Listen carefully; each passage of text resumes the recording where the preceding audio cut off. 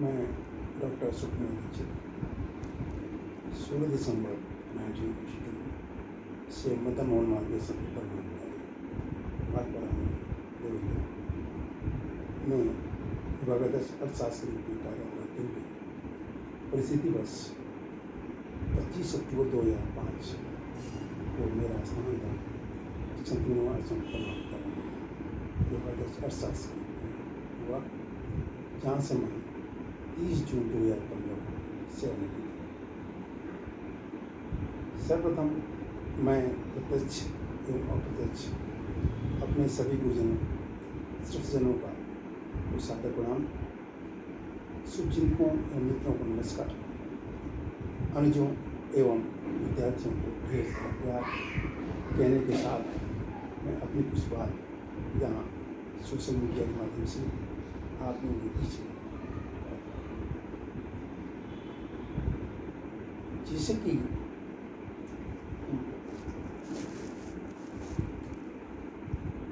विशेष रूप से आज की ये वार्ता मैं उन विद्यार्थियों के लिए रख रहा हूँ जो इंटरमीडिएट करने के बाद आगे किस दिशा में जाएंगे सोचने को विवश रहते हैं।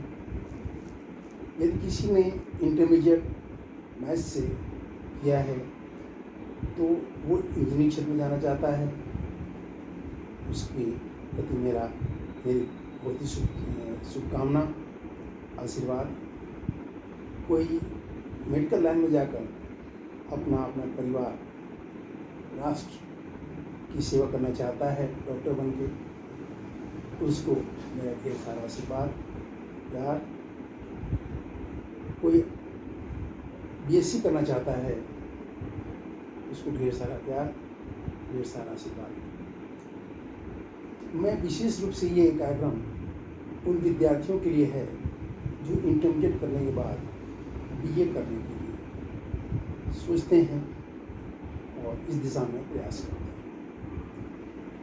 उनके सामने एक समस्या होती है कि बीए में मैं 3 सब्जेक्ट लेना है, कौन से विषय लेना, और इसके लिए टाइम टू टाइम अपने मित्रों से वो वार्तालाप करते रहते हैं, जाने से बात करते रहते हैं, समाज बात करते रहते हैं, खुद अपने आप से सोचते रहते हैं क्या लूँ क्या नहीं लूँ, और जो जैसा कहता है उसी के हिसाब से अपनी दिशा को निर्धारित कर लेते हैं। इस संदर्भ में ये बात कहना चाहूँगा, जो बच्चे हाई स्कूल तक कम से कम मैथमेटिक्स पढ़े हैं, जो इंटरमीडिएट में मैथमेटिक्स पढ़े हैं, वो 3 विषयों में से एक विषय अर्थशास्त्र का चुनाव अवश्य करें। क्यों पर मैं अभी प्रकाश डालूँगा। जिन्होंने इंटरमीडिएट अर्थशास्त्र किया है उनको तो उसी विशेष विषय में अपनी जानकारी को आगे बढ़ाना चाहिए, क्योंकि आज ये समाज में भ्रांति फैल गई है कि अर्थशास्त्र बहुत ही निरस्त उबाऊ सब्जेक्ट है, जिसमें अंक कम आते हैं, पास होने की संभावना कम रहती है, इत्यादि इत्यादि, और जो विद्यार्थियों में नकारात्मक दृष्टिकोण उजागर करता है। इस संदर्भ में ये कहना चाहता हूँ कि यदि आप बीए में अर्थशास्त्र लेना चाहते हैं, लेते हैं, तो निश्चित रूप से जिसने हाई स्कूल में मैथ्स पढ़ा है 25% कोर्स उसका ऑलरेडी पढ़ा हुआ रहता है।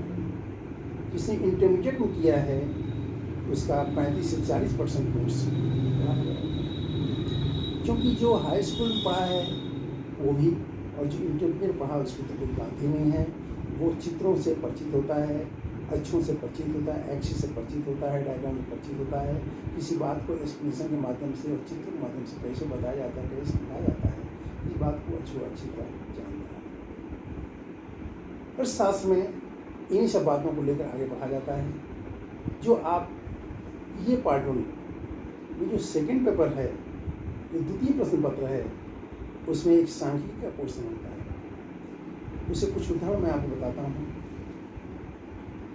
मीन, मीडियन, मोड, माध्य, माध्यिका और भूस्थक, यह आपने हाई स्कूल में पढ़ा है और उसी के से संबंधित कुछ क्लिष्ट प्रश्न आपने इंटरमीडिएट पढ़ा है।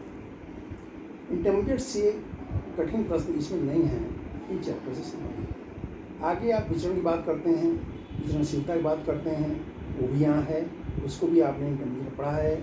आगे आप सहसंबंध की बात करते हैं, उसको भी आपने इंटरमीडिएट में पढ़ा है। ये सारी चीज़ें यहाँ हैं सेकेंड पेपर में, जिसमें कम से कम 50 से 55 नंबर के प्रश्न आते हैं।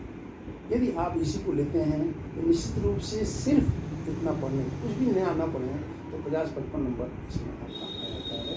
ये पार्ट 1 के सेकेंड पेपर। बाकी इसका जो दूसरा पोर्शन है वो भारतीय अर्थव्यवस्था, जो रोजमर्रा के जीवन में आप सुनते रहते हैं।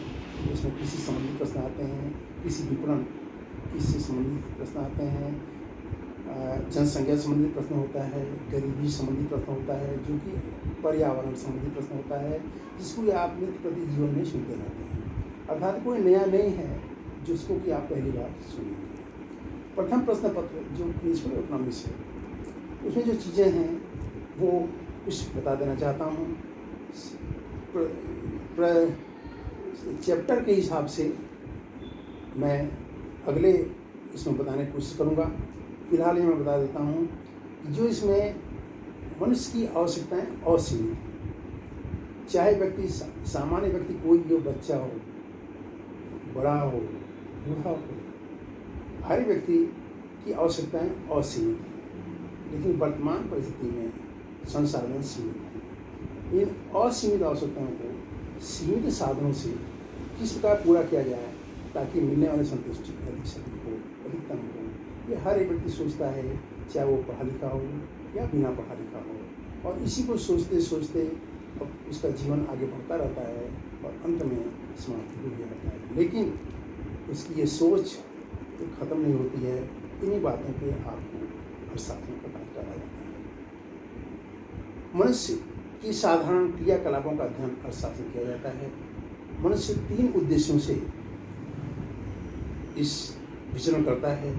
एक तो आर्थिक उद्देश्य, नौकरी, पेशा, व्यापार इत्यादि के दृष्टिकोण से व्यक्ति इधर से उधर जाता है।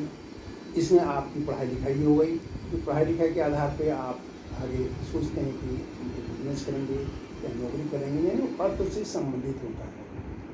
दूसरा सामाजिक गतिविधियाँ, शादी, विवाह समारोह में किसी का जाना आना, अच्छे बुरे में आना जाना, सामाजिकता निभाना, ये सब सामाजिक दृष्टिकोण से व्यक्ति का विचरण होता है। तीसरा मन की शांति हेतु, जिसमें तीर्थाटन, दर्शन, अन्य मन की शांति जहाँ उसको अच्छा लगता हो वहाँ जाता है। और ये उसके क्रियाकलाप होते हैं, 3 क्रियाकलाप। इसमें पहला जो अर्थ से संबंधित होता है वो अर्थ विज्ञान, अर्थशास्त्र धन का विज्ञान है। Economics is science of wealth. इसमें किस तरह से धन को अधिक से अधिक बढ़ाया जाए, कैसे धन का संयोजन किया जाए, कैसे उसको विभिन्न मदों में लगाया जाए ताकि हमको आगे आने वाली हमारा भविष्य सुरक्षित हो। जैसे कि पैसे की मांग 3 उद्देश्यों से की जाती है। पहला लेन देन उद्देश्य, ट्रांजैक्शन मोटिव। पैसा देते हैं, कोई सामान खरीदते हैं, पैसा देते हैं, सेवा लेते हैं, डॉक्टर की सेवा लेते हैं, इंजीनियर की सेवा लेते हैं, वकील की सेवा लेते हैं, टेक्नीशियन की सेवा लेते हैं। ये सब लेन देन उद्देश्य के अंतर्गत आता है। दूसरा प्रिकॉशनरी पर्पज, यानी भविष्य के लिए कुछ न कुछ किसी किसी रूप में आप पैसा बचाना चाहता हैं। और तीसरा कुछ लोग करते हैं, कुछ लोग नहीं करते हैं, ये सट्टा उद्देश्य करते हैं। सट्टा उद्देश्य बड़ी अनसर्टेनिटी होती है, आया तो आया, गया तो गया। लेकिन लोग आने के चक्कर में अपना गंवा भी देते हैं और कुछ लोग आगे बढ़ भी जाते हैं, बड़ी अनसर्टेनिटी है। लेकिन पहला और दूसरा उद्देश्य तो हर एक आदमी करता है। कोई व्यक्ति ऐसा नहीं होगा सामान्य जो जितना कमाता है सारा का सारा खर्च करे, यानी उसकी सीमांत उपभोग प्रवृत्ति, इसको अर्थशास्त्र भाषा में कहा जाता है। सीमांत उपभोग प्रवृत्ति उसकी एक नहीं होती है, एक से अधिक तो होने का सवाल ही नहीं होता है। एक से अधिक होने मतलब कोई व्यक्ति जितना कमाता है उससे अधिक खर्च कर देता है। यदि वो अधिक खर्च करता है परिस्थितिवश किसी वजह से, तो निश्चित रूप से वो उसके ऊपर कर्ज रहता है और उसको आगे भविष्य में किसी न किसी रूप में अपने उपभोग में कमी करके पूरा करना पड़ता है। इसलिए किसी व्यक्ति सीमांत भूप्रकृति की एक या एक से अधिक नहीं होती है। ये अर्थशास्त्र में इसी को बताया जाता है। उपभोग की बात बताई जाती है। आप आगे पढ़ते हैं, उपयोगिता की बात बताइए। ये बताइए, कोई व्यक्ति ऐसा नहीं होगा जो कि उपयोगिता न चाहता हो। कोई वस्तु जो उसके लिए संतुष्टि प्रदान करता है वो उपयोगी है, और संतुष्टि प्रदान नहीं करता है उसके उपयोगी नहीं है। अब इसी पर विस्तृत प्रकाश थोड़ा डाला जाता है अर्थशास्त्र में। जो व्यक्ति शराब पीता है, शराब के लिए परेशान हो जाता है, क्योंकि वो जानता है शराब नुकसानदेह है, लेकिन फिर भी चूँकि संतुष्टि प्रदान होती है, इसलिए उस वक्त वो शराब के लिए बेचैन हो जाएगा, और वो उसके लिए सबसे उपयोगी वस्तु होगी। इसको मापने के जो विभिन्न ढंग हैं, एक कार्डिनल अप्रोच, गणनावाचक विचारधारा, जिसमें कि फिर बाद में आलोचनाएँ हुई, फिर क्रमवाचक विचारधारा, जिसको भी फिर आलोचना हुई, फिर आगे आता है बिहेवियरिस्टिक अप्रोच, व्यवहारवादी दृष्टिकोण, जो व्यक्ति समाज में करता है, देखता है, सुनता है, वो सब बातों को आपके अर्थशास्त्र में बताया जाता है। मार्केट की बात करते हैं, जिससे कैंची के दो फलक होते हैं। एक, अब जब तक दोनों फलक एक साथ काम नहीं करेंगे तो वो किसी चीज़ को काटने की प्रक्रिया पूरी नहीं हो पाएगी। इस तरह समाज में हमेशा दो वर्ग होते हैं। जब से दुनिया बनी है, जब से मनुष्य धरती पर आया है, जब से विवेकशील हुआ है, वो दो फलक हमेशा रहा है।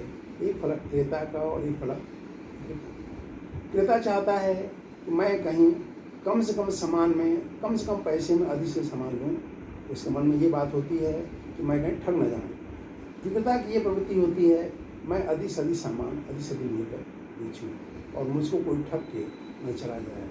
ये उसको ऊपर खींचता है, विक्रेता को ऊपर खींचता है। उसी प्रवृत्ति होती है अधिक से मूल्य पे अधिक से सामान को बेचना, और क्रेता प्रवृत्ति होती है कम से कम मूल्य पर अधिक से सामान को खरीदना।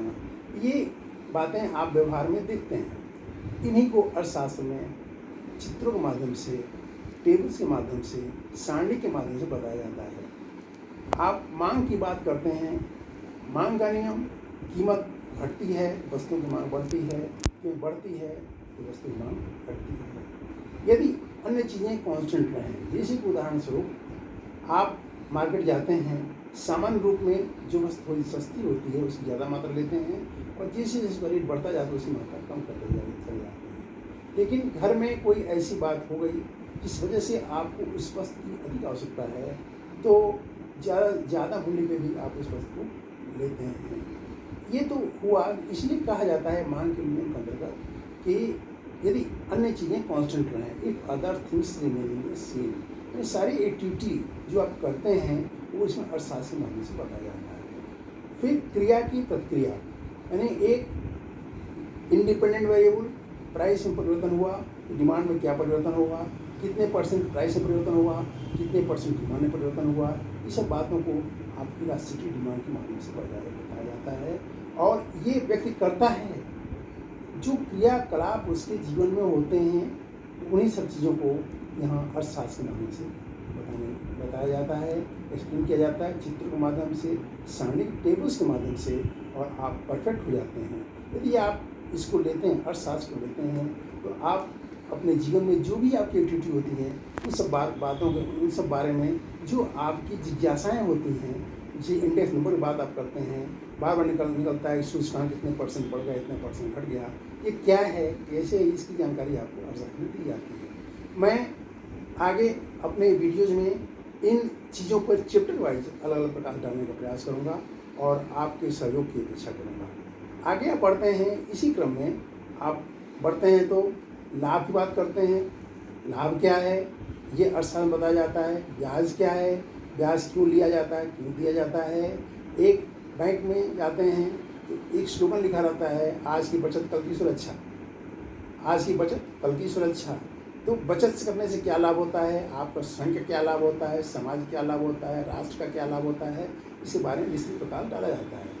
ऊपर से जब आप आते हैं तो घर में आते हैं या कहीं बाहर सुनते रहते हैं, सोशल मीडिया के माध्यम से, टीवी के माध्यम से, पेपर्स के माध्यम से आपको तरह तरह की वस्तुओं का प्रचार प्रसार सेलिब्रिटीज़ के द्वारा दिखाया जाता है, और आपको बताया जाता है कि आप इनका उपभोग करें, आप अधिक से अधिक खरीदें, इसमें ये छूट है, उसमें वो छूट है।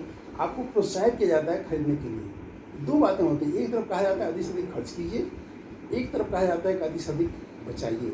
कब क्या उचित है ये मनुष्य अपने विवेक के आधार पर निर्णय करता है, और किसका क्या रिजल्ट होता है, क्या राष्ट्र से राष्ट्रीय आय कैसे बढ़ती है, इन सब चीज़ों को, आपकी स्वयं की आय कैसे बढ़ती है, आपके परिवार की आय कैसे बढ़ती है, और स्वयं राष्ट्र की आय कैसे बढ़ती है, इन सब बातों पर विस्तृत प्रकाश डाला जाता है। अब मजदूरी की बात करते हैं। मजदूरी में मजदूरी किसको कितना दिया जाना चाहिए, दो पक्ष होते हैं। एक मजदूर पक्ष होता है जो कि अधिक से अधिक मजदूरी पे अधिक से अधिक काम करना चाहता है, और कम मजदूरी पे काम नहीं करना चाहता है। दूसरा पक्ष जो उनकी सेवा लेता है, वो चाहता है कि उनको मजदूरी कम देना पड़े, कम से कम मजदूरी पे अधिक से अधिक मजदूरों की सेवा लेना चाहता है। दो पक्ष हमेशा एराइज रहते हैं। वही पक्ष जब क्रेता होता है तो उसकी विक्रेता कुछ और हो जाती, उसकी प्रवृत्ति कुछ और हो जाती है, और जब विक्रेता होता है तो उसकी प्रवृत्ति कुछ और हो जाती है।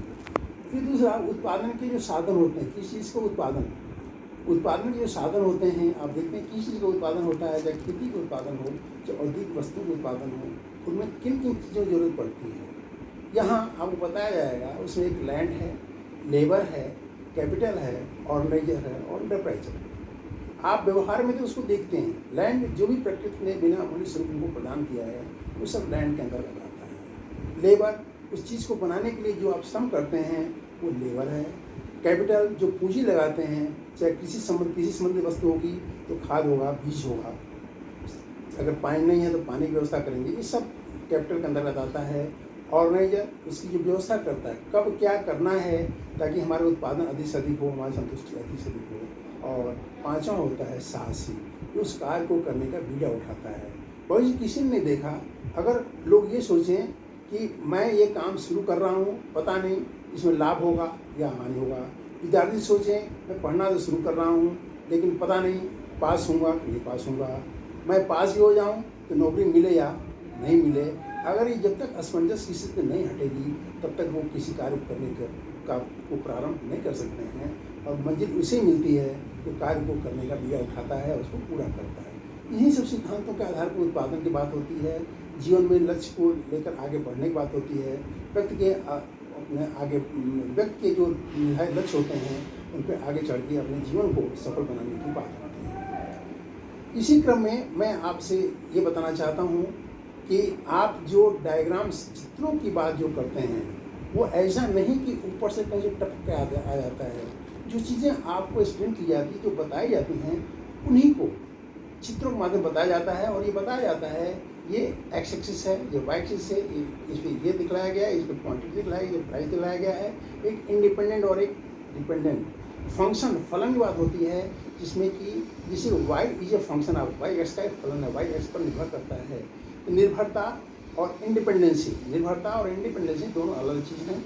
एक पिता, बच्चा छोटा होता है तो पिता निर्भर करता है, उस वक्त पिता इंडिपेंडेंट है और बच्चा डिपेंडेंट है। पिता की स्थिति अच्छी होगी, बच्चे की स्थिति अच्छी होगी, पिता की स्थिति खराब होगी तो बच्चे की स्थिति खराब होगी, क्योंकि वो निर्भर करता है पिता पर, और उस वक्त वो पिता के नाम से जाना जाता है। ठीक इसी प्रकार यदि बच्चा योग्य, ईश्वर के दया से निकल गया, अपने प्रयास से निकल गया, तो पिता की पहचान बच्चे से होती है। इसको प्रोडक्शन फंक्शन रूप में वाई जो फंक्शन ऑफ एक्स की उदाहरण देकर बताया जाता है। इसमें कैसे कैसे उत्पादन बढ़ता है, कैसे कैसे इनपुट्स आता है, और कैसे कैसे उसका आउटपुट मिलता है। इन सब बातों को आपको सारणी के माध्यम से, चित्रों के माध्यम से सारी चीज़ों को बताया जाता है, और आप जीवन में परफेक्ट हो जाते हैं। आगे बढ़ते हैं, थर्ड ईयर में जाते हैं आप। यदि इंटरमीडिएट में आपने मैथमेटिक्स लिया है तो एक लिमिट आपका पढ़ा हुआ चैप्टर है, वहीं से शुरू होता है थर्ड ईयर में एक पेपर क्वांटिटी टेक्निक्स है, परिमाणात्मक विश्लेषण, जो अब ऑप्शनल पेपर रूप में हो गया है। यदि उसको लेते हैं परिमाणात्मक विश्लेषण, और उसको थोड़ा सा आप यदि इंटरेस्ट लेते हैं, यदि आप इंटरमीडिएट मैथमेटिक्स किया है, आपको अलग कुछ करने की बात नहीं है, कुछ ज़रूरत ही नहीं है, सिर्फ उसी को थोड़ा सा साफ सफाई करके बता दिया जाता है। और निश्चित रूप से उसमें बच्चे 85 से 90 नंबर तक पाते हैं। ये प्रत्यक्ष किम प्रमाणम, आप उसको देख सकते हैं, जान सकते हैं, पता लगा सकते हैं। थर्ड ईयर में ये सब्जेक्ट ऐसा है, लिमिट आपने पढ़ा है इंटरमीडिएट में, यहाँ उसी को थोड़ा एक्सप्लेन किया जाएगा। आपने डिफरेंशिएशन पढ़ा, उसको यहाँ बताया जाएगा। आपने समाकलन पढ़ा, उसको यहाँ बताया जाएगा। आपने उचित निम्नित पढ़ा, उसको यहाँ बताया जाएगा। आपने आंशिक भिन्न पढ़ा, उसको यहाँ बताया जाएगा। इन सब चीज़ों का उपयोग कैसे अर्थशास्त्र में है, ये यहाँ बताया जाता है थर्ड ईयर में। तो आगे आप पढ़ते हैं डिटर्मिनेंट सारणी की बात करते हैं, ये आप थर्ड ईयर ये आपने इंटरमीडिएट पढ़ लिया है। मैट्रिसेस की बात करते हैं, आब्जू की बात करते हैं, ये आपने इंटरमीडिएट पढ़ लिया है। आगे आप सहसंबंध की बात करते हैं, ये आप उसमें पढ़ लिया है आपने। चित्रों द्वारा समंगों का प्रदर्शन, डायग्रामेटिक रिप्रेजेंटेशन ऑफ डाटाज, ये आपने इंटरमीडिएट पढ़ रखा है। इन सब चीज़ों को थोड़ा आगे बढ़ाया जाता है। ये है थोड़े से प्रश्न कुछ थोड़ा उसका स्तर बढ़ता चला जाता है। जैसे कि आपने सूर कबीर तुलसी हाई स्कूल में पढ़ा, 8th में पढ़ा, और वही एमए में स्पेशलाइजेशन करते हैं। लेकिन चीज़ें बेस के रूप में आपको मालूम है, चीज़ें आसान हो जाती हैं। इसलिए विशेष रूप से मेरा उन बच्चों से आग्रह है जिनके मन में ये धारणा बैठ गई हो, अभिभावकों के मन में ये धारणा बैठ गई हो, ये क्लिष्ट सब्जेक्ट मेरा सब्जेक्ट है। क्योंकि पैसा साधन सब कुछ तो नहीं है, लेकिन बहुत कुछ है। पैसा एंड्स नहीं है, साधन नहीं है, लेकिन एक साधन है, जीवन आगे बढ़ाने का साधन है। और जब तक पैसा नहीं होगा, साधन नहीं होगा, आपको साधन नहीं मिलेगा। इसलिए कुछ भी करें, जो भी आप अन्य क्रियाकलाप जो भी आपके होते सामाजिक गतिविधियाँ होती हैं, तीर्थाटन होते हैं, मन की शांति के लिए आप कहीं आते जाते हैं, कहीं घूमते फिरते हैं, सब में अर्थ की जरूरत पड़ता है। इसलिए पहला महत्व अर्थ का ही है। इसलिए अर्थ का महत्व है। और अर्थशास्त्र को यदि आपने बीए में सब्जेक्ट लेना चाहते हैं और इंटरमीडिएट में मैथ्स लिया है, तो निश्चित रूप से एक विषय के रूप में आप अर्थशास्त्र का अवश्य लें। बाकी 2 विषय जिसमें आपकी रुचि हो वो लें। साथ ही साथ आप देखें कि जो आप साइकोलॉजी लेते हैं या ज्योग्राफी लेते हैं, सब में सांख्यिकी की जरूरत पड़ती है। सब में सांख्यिकी है। कोई सब्जेक्ट ऐसा बीएड करते हैं उसमें सांख्यिकी की जरूरत है। यानी सांख्यिकी ऐसी चीज़ है जो कि आपको किसी भी कोर्स में हमेशा हेल्पफुल होगी। अगर आप यहाँ लेते हैं तो अपने आप आपने इकोनॉमिक्स में पढ़ा, और उसकी वो आपको पर्यावरण भी है, वो आपको ज्योग्राफी हेल्पफुल होगा, वो आपको इसमें मनोविज्ञान में हेल्पफुल होगा, वो आपको बीएड में हेल्पफुल होगा। कुल मिला जुला के इसका बहुत ही महत्व है।